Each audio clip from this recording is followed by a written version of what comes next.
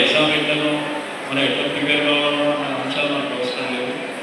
So each and individual ఒక్కొక్కరిగా మీరు ఏ సబ్జెక్టులో ఒక్కొక్క సబ్జెక్ట్ని మీరు సెల్ఫ్ అనలైజ్ చేసుకొని మీరు ఆ గ్యాప్స్ ఎక్కడ ఉన్నాయో ఒకసారి చూసుకొని ఆ గ్యాప్స్ మీద మీరు ఫోకస్ చేస్తూ మీకు ఎక్కడ ఏ ప్రాబ్లం ఉంది, ఎక్కడ కొంచెం మీకు ప్రిపరేషన్ అవసరం, ఎంత ప్రిపరేషన్ అవసరం అన్నది ఒక చిన్న ప్లానింగ్ చేసుకొని మీరు ముందుకు పోతే ఈ 1.5 monthలో ఆడుతూ పాడుతూ మీరు ప్రిపేర్ అయితే కనుక ఖచ్చితంగా ఇక్కడ ఉన్న ప్రతి విద్యార్థి అందరూ కూడా 100% పాస్ అవుతారు, దాంట్లో డౌటే లేదు.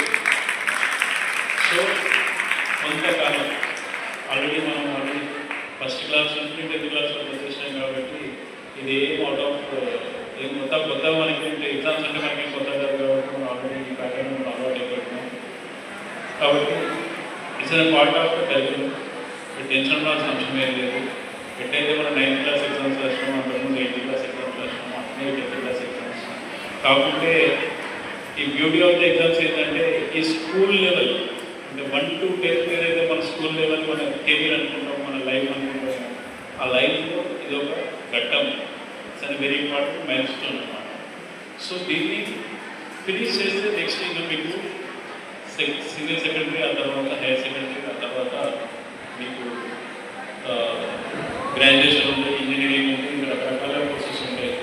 కాబట్టి ఇట్స్ అనే స్కూల్ లెవెల్ మన ఎడ్యుకేషన్ సిస్టంలో స్కూల్ లెవెల్ ప్యాటర్న్ ఇట్స్ అనే లాస్ట్ ఎగ్జామ్.